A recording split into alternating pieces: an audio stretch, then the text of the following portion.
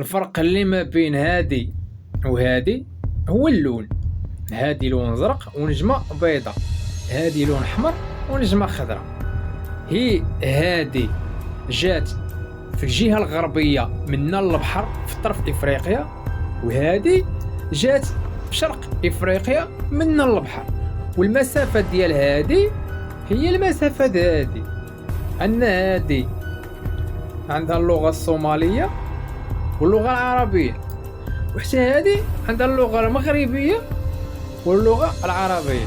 بمعنى اللغة المغربية أجي شني قلت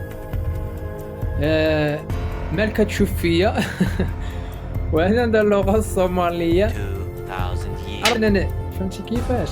يعني راه ما كاينش فرق ما بين هادي وهادي. لماذا تزيدوا فيه؟ قال لك شوف، قال لك اللي تيدفع بالجد تيموت بالضعف، قال لك الكبرياء لله وحده.